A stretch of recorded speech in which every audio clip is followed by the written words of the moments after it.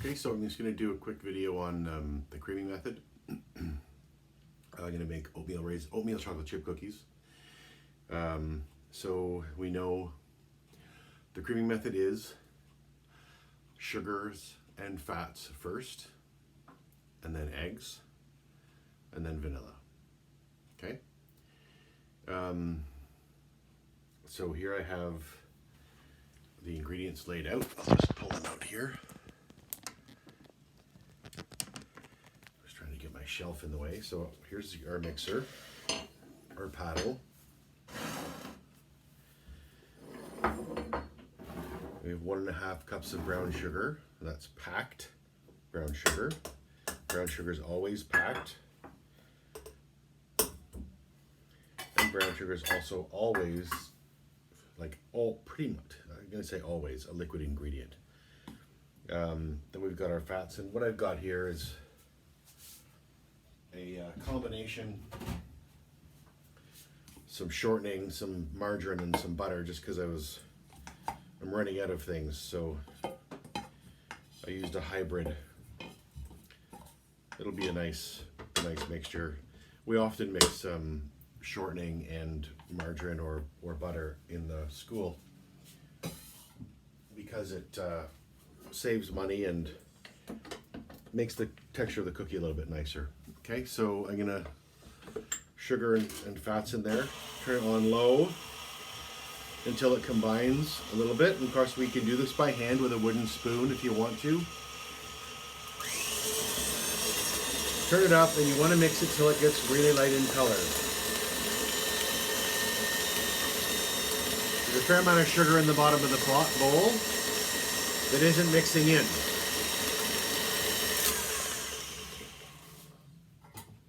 So we scrape down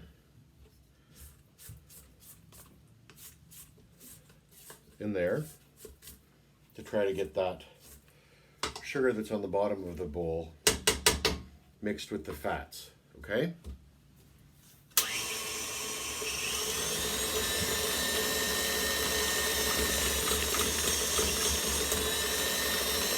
This particular recipe calls for all brown sugar,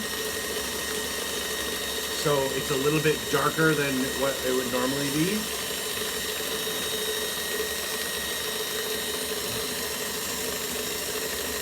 So that's running. I'm going to add the eggs. It's 2 eggs in this recipe. I'm going to drop 1 egg in and let it combine.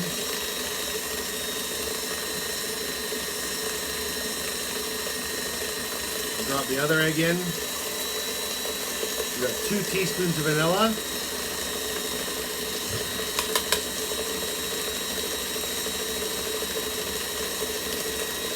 Now, this won't really overmix. We can let it mix for a long time. I'm not going to because it's noisy. For this recipe,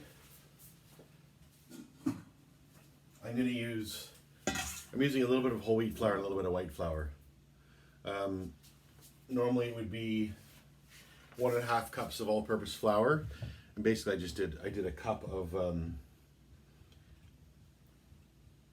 white flour and 1/2 cup of whole wheat flour. So it's got a little more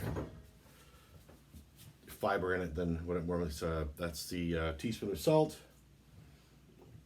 1 teaspoon of baking soda. Soda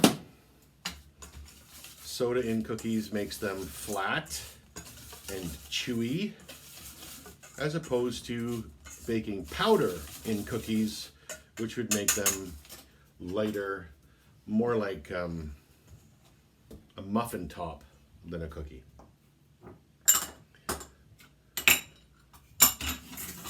You wouldn't believe the number of dishes I do when I'm doing stuff like this. Maybe you would believe it. Maybe you would. Oats. That's 2 cups of oats and 2 cups of chocolate chips. They go in at the end. I've got a mixture here of milk chocolate chips and little tiny dark chocolate chips. I think that'll be nice with the oatmeal. Okay, so I'm going to put that flour, all the dry ingredients, put in the mixer. And I of just cycle it on and off a couple of times to get that stuff mixed in there nicely. Again, once it's combined, it's pretty much done. Then the oats, and the recipe says oats and chocolate chips at the same time. I'm going to put the oats in there for a second or two and then drop in the chocolate chips.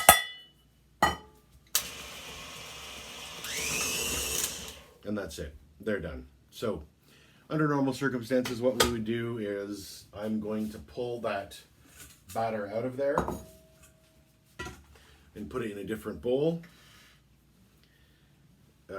Just because we don't want to hold the bowl up if somebody else wants to use it. In a kitchen, in a commercial kitchen, or even in your home kitchen, somebody else could be waiting for the bowl. I'm lucky enough to have 2 of these bowls because I've burned through a couple of these mixers in my life. This mixer here is actually over 30 years old.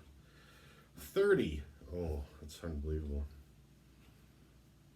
I bought it when I was 24. Well, I guess it's not quite 30 because I'm not 54, but I'm close. All right, so there, and again, these mixers, these planetary mixers, like this KitchenAid mixer and the mixers we have in the classroom, they don't get all the way to the bottom of the bowl. So we always want to make sure we combine the dough again by hand before we start scooping it, so that we make sure all of the cookies turn out nicely. Okay, that looks like beautiful cookie dough. It is. All right, so we're gonna set that aside. I'm gonna bake some later, and we'll show you that. First, I'm going to mix together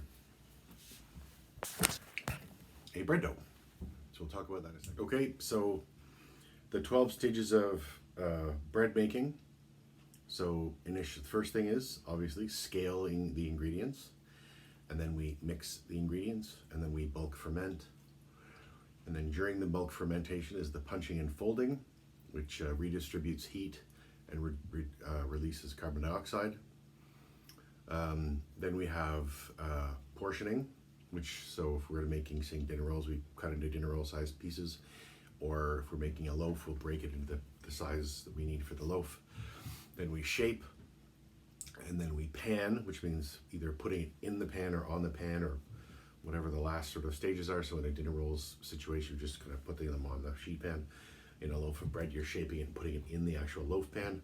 And then proofing, which is the final fermentation, really, but the final, the yeast gets a bit of a run at sort of making the bread the size it's going to be before you throw it in the oven. So just going to show you that quickly here.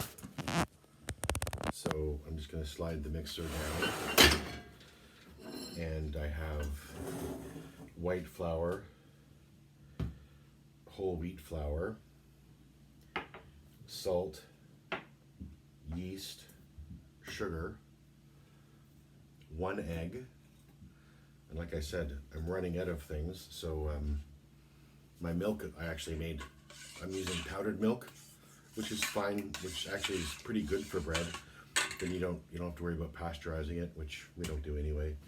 And then of course we've got our margarine or butter. So this is the recipe we use for cinnamon buns and dinner rolls and things.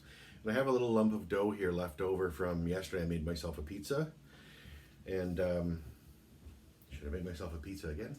I don't think I'm going to. So what we're going to do with that is it's called a fermenté, where we use a bread dough from the day before to help our bread dough today start. So it just starts the fermentation process. So again, what do? We combine our dry ingredients because we don't want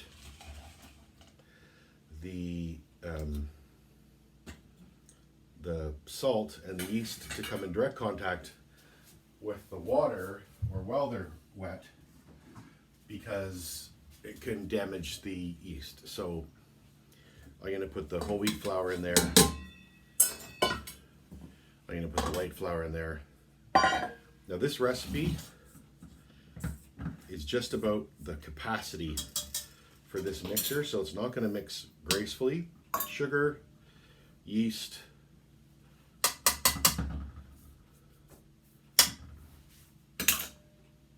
salt. Combine those things. I'm just sort of leaving that blob of dough in the bottom. It's not really important. It's just going to get drawn up into the rest of the dough. Ooh, hello. And then we have what would under normal circumstances be our milk and our water. And that's actually what it is, but it's just water and powdered milk. Our egg is going to go in there. I'm just going to break up the yolk.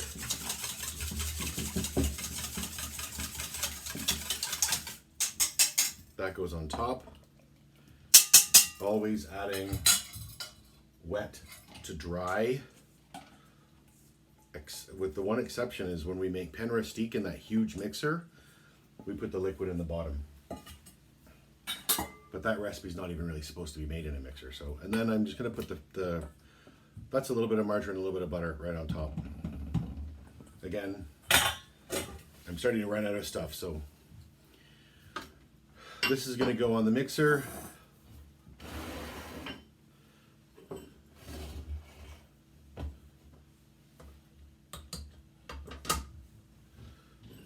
Put the dough hook in. Click the bowl in place. Lift the bowl up. And again, I'm going to click it on and off a couple of times. And I usually do this with the mixers, those gear-driven mixers, the white mixers in the classroom, and the big mixer on the floor, the older one. Because they don't have a really slow stirring start, so they will kick stuff around a little bit. You can see the flour kind of puffing up out of here. Whereas the mixers that are on the tables over at the end, they have a slow stirring start, and they tend not to do the same thing. So we're going to let this run. So the whole wheat recipe has 500 grams of all-purpose flour, 600 grams of whole wheat flour, with 90 grams of sugar, 15 grams of yeast, 15 grams of salt, 300 milliliters of water, 300 milliliters of milk. In this case, I use 600 milliliters of water and about a quarter cup or to half a cup of skim milk powder or milk solids, and 1 egg. And then I use some margarine and I use some butter. So this dough tends to look a little drier because it takes longer for the whole wheat, the bran in the whole wheat to soak up liquid, if it's going to soak up any liquid at all. So it just hydrates a little bit differently. So that's going to be a little while. So this has been mixing for a while. You can see what I mean when it's kind of too big for the mixer. You can see that the dough is climbing up the dough hook, and that's just because this recipe is a little bit, maybe about 150 grams too big for this size of mixer. So I'm going to take it out of the machine. I'm going to knead it by hand for a little bit. Okay, so here's the dough out of the mixer. It's nice. It's a lovely dough, actually. Nice and soft. I've just got a little bit of flour on the table. It doesn't need it doesn't need any added. I'm just putting it there so it doesn't stick.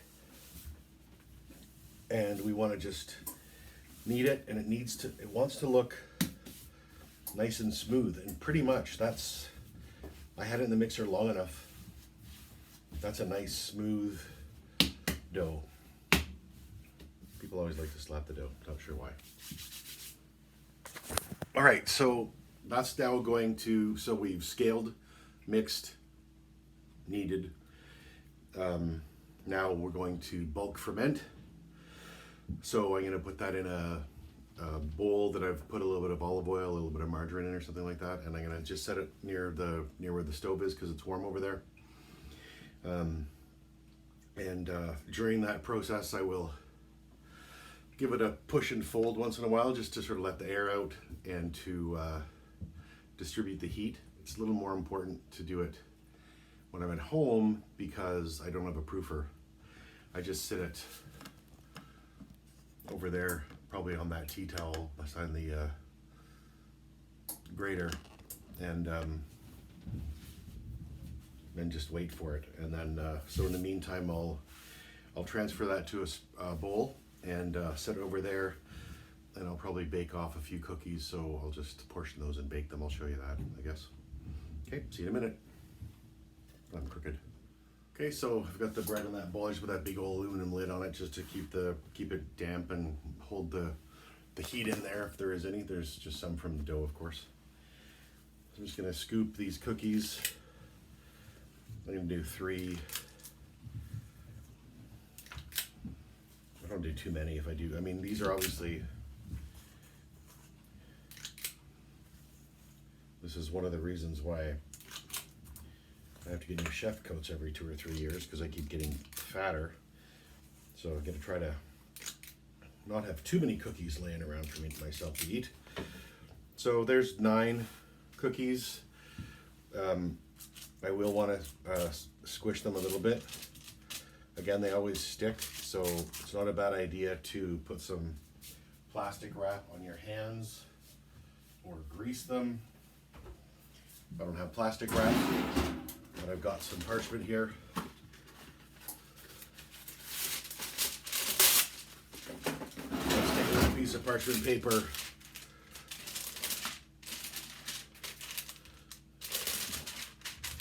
Give them a quick little squish.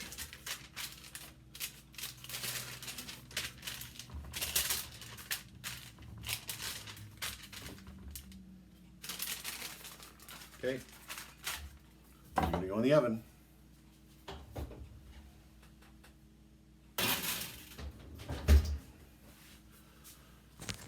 All right, I'll show you those when they're done. And the bread will be a little while fermenting, so I'll probably show you a punch and fold, and then we'll go through the portioning and shaping process later on.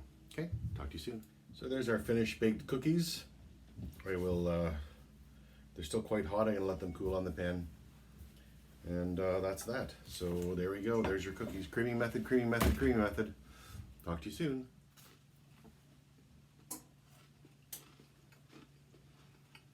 Oh, hey. Just having a cookie. There's our bread dough.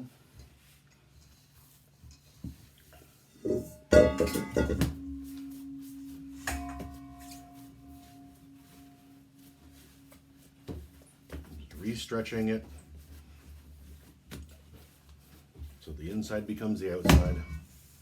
Okay, then it's going to go back over there to rise. So I've got a baking sheet, my scale, the bread, little mark on the top of it from the screw in the lid, and a loaf pan. So I'm going to do some rolls and a loaf of bread. So I'm going to scale that out and then I'll show you the shape. Okay, so shaping, that's a 1,000-gram piece, 1 kilogram. I'm going to round it. You always start with a round. Baking, remember the word for baker in French is boulanger, ball maker, right? And then I just fold it, making sure that seam is really tight.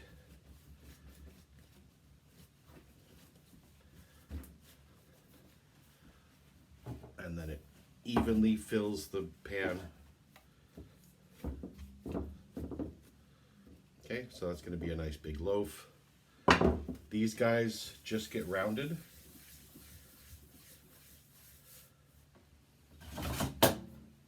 I ended up with 9 of those. And it's just hold your hand in a C shape and you go in a circle.